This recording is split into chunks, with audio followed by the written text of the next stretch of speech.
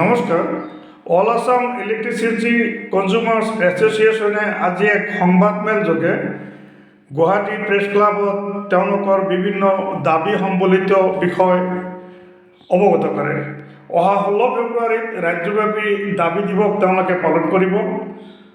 অহা 10 ফেব্ৰুৱাৰীত সপ্তাহব্যাপী প্ৰচাৰ অভিযান চলাই 16 ফেব্ৰুৱাৰী তাৰিখে ৰাজ্যব্যাপী দাবী দিৱস পালন কৰিব।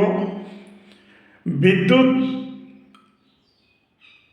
গ্ৰাহকসকলৰ বিগত সময়ত APDCL লাভ কৰা ধনৰ নিৰিখত বিদ্যুতৰ মাচুল হ্ৰাস কৰা, ঘৰুৱা গ্ৰাহকৰ বাবে প্ৰতি মাহত 125 ইউনিটকৈ বিদ্যুৎ বিনামূলীয়াকৈ যোগান দিয়া, বিদ্যুৎ পুষ্ট হৈ মৃত্যুবৰণ কৰা লোকৰ উপযুক্ত ক্ষতিপূৰণ দিয়া, ৰাজহুৱা বিদ্যুৎ বিতৰণ ব্যৱস্থাৰ বেচৰকাৰীকৰণৰ সকলো প্ৰক্ৰিয়া বন্ধ কৰা, ঘৰুৱা কেটেগৰী গ্ৰাহকক বিনামূলীয়াকৈ মিটাৰ যোগান দিয়া, প্ৰিপেইড ব্যৱস্থাৰ পূৰ্বে বিদ্যুৎ গ্ৰাহকে জমা ৰখা ধন ঘূৰাই দিয়াকে আদি কৰি বিভিন্ন বিষয়ক লৈ এই সংবাদমেলৰ আয়োজন কৰিছে। মই পোনে পোনে লৈ গৈছোঁ সংবাদমেললৈ। এপিডিচিএলৰ স্বয়ং 11টা ৰেজিষ্টাৰ্ড ইউনিয়নে লিখিতভাৱে কৰাপশ্যনৰ দাবী হেৰিবিলাক একদম স্পেচিফিক দিলে, কোনবিলাক ক'ত কেনেকৈ হৈছে সেই বিষয়বিলাকৰ ওপৰত কোনো একশ্যন নহ'ল আজিলৈকে।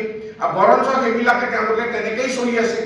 আৰু এপিডিচিএলৰ যিজন মেমডি ৰাকেশ কুমাৰ, তেওঁ পলিটিকেল পেট্ৰনাইজেশ্যনৰ কাৰণে এপিডিচিএলত এটা স্বেচ্ছাচাৰী শাসন চলাই আছে, দুৰ্নীতিক প্ৰশ্ৰয় দি আছে, কোনো ধৰণৰ ব্যৱস্থা নলয়, প্লাছ গ্ৰাহকে তেওঁলোকৰ সেই বোজা মূল পাতি ল'ব লগা হৈছে।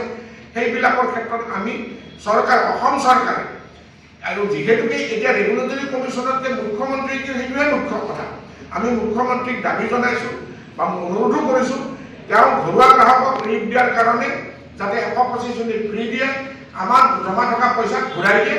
বাকীখিনি কথা আমি প্ৰেছ ৰিলিজত কৈছোঁ। এইখিনি আমাৰ